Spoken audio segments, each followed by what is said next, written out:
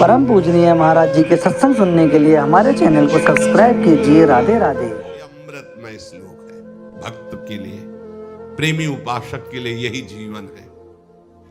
ये सब साधन मार्ग हैं, पर ये हर संप्रदाय के, हर साधना के उपासक के लिए ये अमृतमय श्लोक है। भगवान इस श्लोक में बोले हैं सुलभा, मैं बहुत सुलभता से उसको प्राप्त हो जाता हूं। जैसे महाप्रभु बोले क्यों न बिन कष्ट रस सिंधु को पीजिए, तो कह रहे तस्याहम सुलभा, मैं उसके लिए सुलभ हूं। सुलभ माने बिल्कुल सहजता से प्राप्त हो जाता हूं। किसके लिए? बोले अनन्य चेता सततम यो माम स्मरत नित्य शाह, जो मेरा अनन्य चिंतन करता है, नित्य निरंतर चिंतन करता है, बस यही जीवन का लक्ष्य रहा है। गुरु कृपा से बच्चापन में ही गुरुदेव भगवान की बलिहारी यही बात डाल दी थी कि बच्चा निरंतर भजन करने से जो झांकी आती प्रभु, वो हमें शब्द याद है, झांकी आती तब जानना चाहिए भजन, एक क्षण भी भजन न छूटे।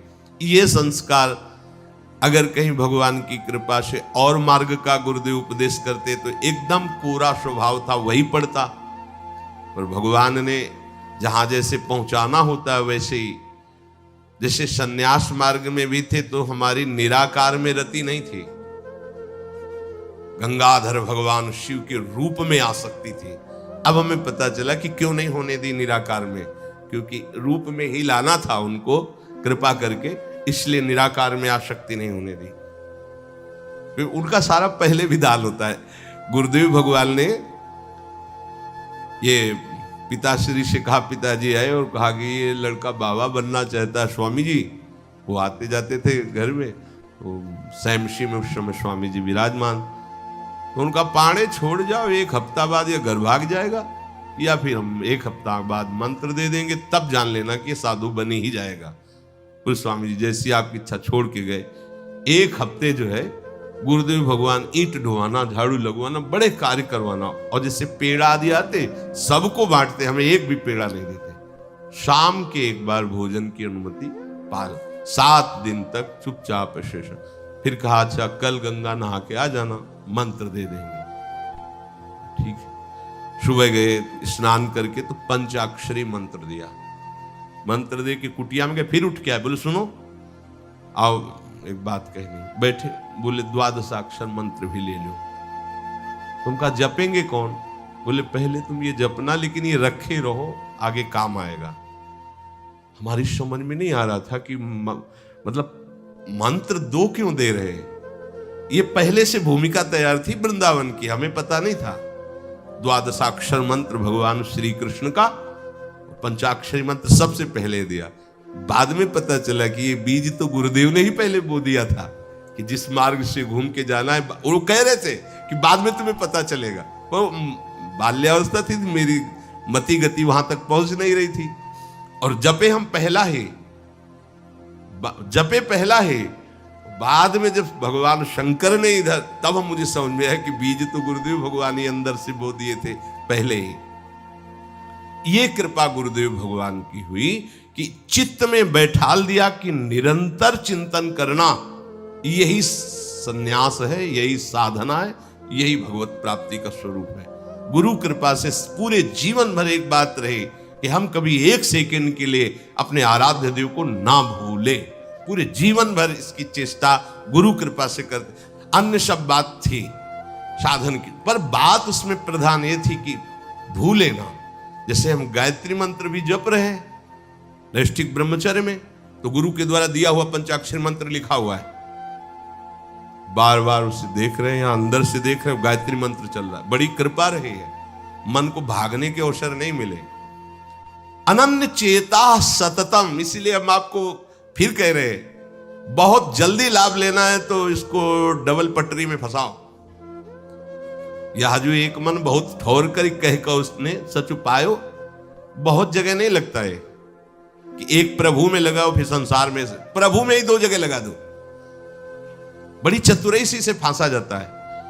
यदि मंत्र से भाग रहा हो और तुम्हें कहीं रूप का अभ्यास हो भगवत कृपा से। तो रूप में फंसाओ, चरणों से लेकर के मुकुट तक, मुकुट से लेकर चरणों तक इसको फंसाओ।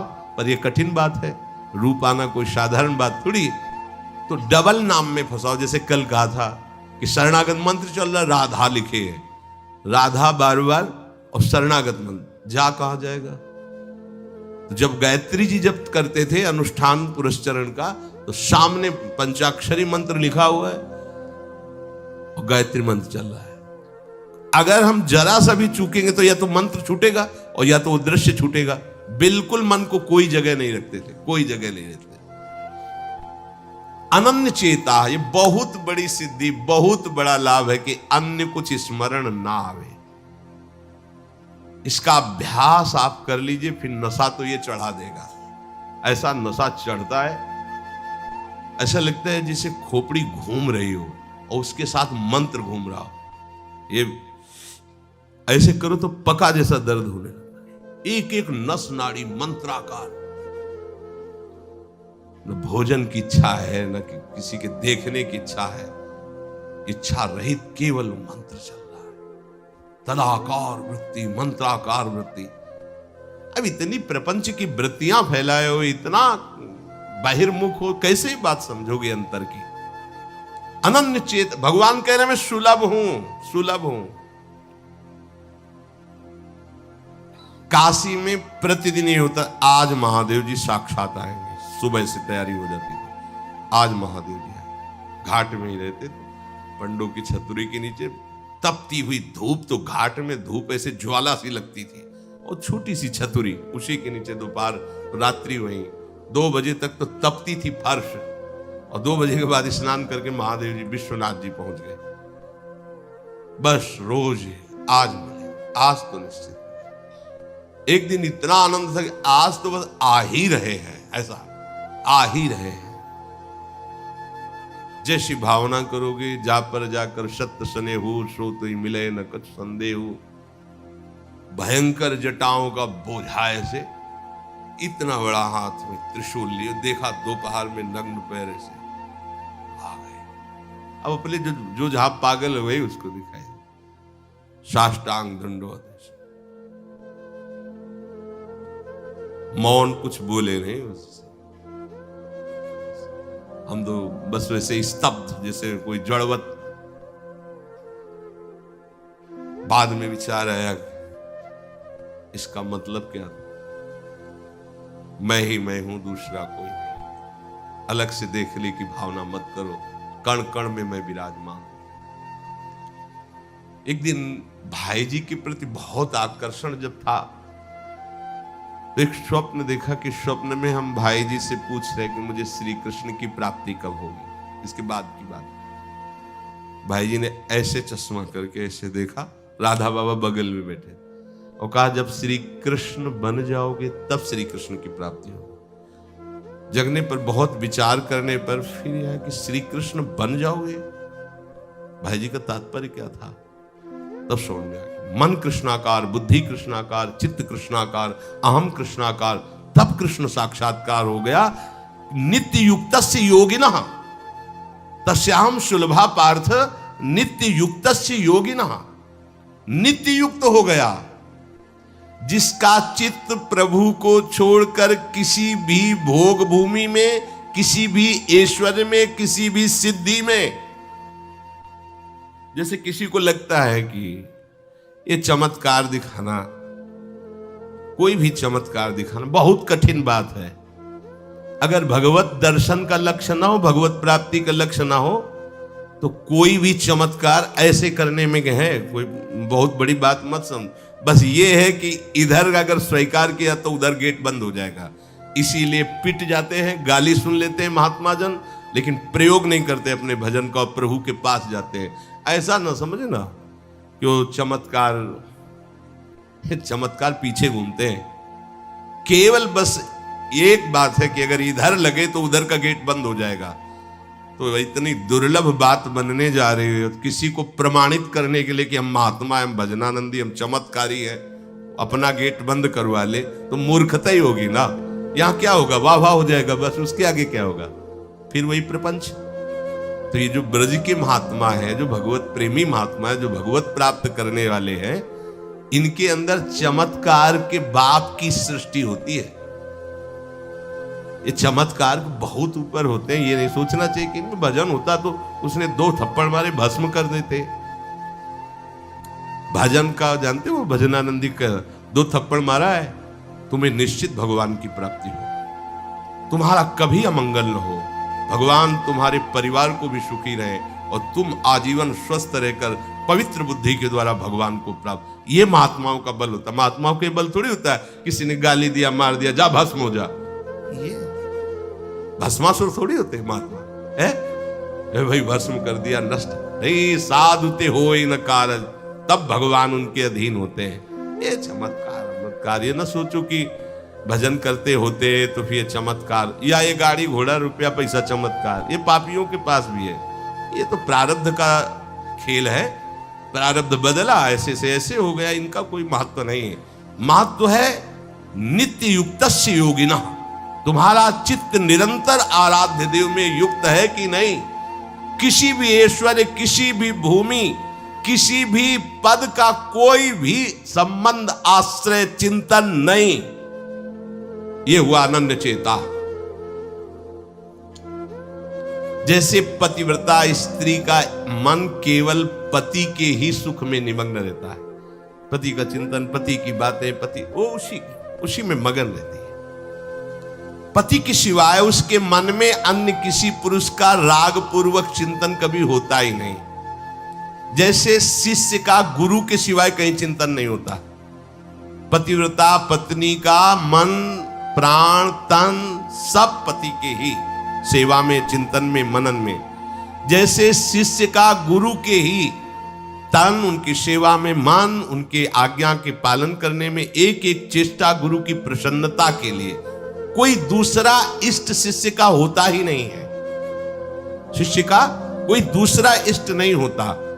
ऐसे शिष्य को अपने गुरुदेव में ही भगवान का साक्षात्कार हो जाता है। क्योंकि पर्दा हटा तो देख लिया कि प्रिया प्रीतम मुस्कुराते हुए बैठे। श्री भट्ट देवाचार्य जी के पास जब हरिव्यास देवाचार्य जी आए तो कहा, भगवान हम शिष्य बनना चाहते हैं। तो उनका, तुम्हें हमारी गोद में कुछ दिखाई दे रहा है? उनका, ऐसा में कुछ तो नहीं दिखाई दे रहा है। उनका, फिर अभी तुम जाओ गिरिराज जी की 12 वर्ष परिक्रमा करो, राधे राधे बोलो 12 वर्ष। ऐसा ही किया। 12 वर्ष बाद फिर आए, अब कुछ दिखाई दे रहा है? बोले भगवान कुछ नहीं दिखाई दे रहा। बोले जाओ फिर 12 वर्ष। कह रहे कि जो शिष्य है गुरु के सिवा और कोई इष्ट नहीं है, उन्हीं का चिंतन, उन्हीं के आगे, तो वही उसको साक्षात्कार हो जाता है। जब 24 वर्ष बाद आज्ञा पालन करके आए तो देखा प्रियालाल गोद में। बोले अब कुछ दिखा है? हाँ। बोले प्रियालाल महाराज जी विराजमान है, आओ। वही महावाणी के रचयिता श्री हरिव्यास देवाचार्य जी गुरु आज्ञा में एक कदम पीछे ने 24 वर्ष गिरिराज जी की परिक्रमा राधे राधे आए नहीं, जब तक आज्ञा पालन नहीं हुई। आज्ञा पालन साक्षात्कार करने के बाद मंत्र दीक्षा दी। आज्ञा पालन का फल भगवत साक्षात्कार। जो अन्य तरफ मन ले जाता है, अन्य तरफ अपना भाव ले जाता है, वो अनन्य चेता नहीं कहलाता है। अनन्य चेता को भगवान सुलभ हो जाते हैं। सततम यो माम स्मरति नित्यशः। सततम का अर्थ होता है जब आप होश में हैं तो आपका मंत्र या नाम चल रहा हो। नींद खुली, आप जप नहीं रहे, आपको ऐसा मंत्र जपना, ऐसा नहीं, चल रहा है। राधा वल्लभ श्री हरिवंश महाराज जी की ये वीडियो अगर आपको अच्छी लग रही है तो आप हमारे चैनल को सब्सक्राइब कर लीजिए और बेल आइकन के नोटिफिकेशन को ऑन कर लीजिए, जिससे महाराज जी की वीडियो सबसे पहले आप तक पहुंचाने में हमको आसानी होगी। राधे राधे।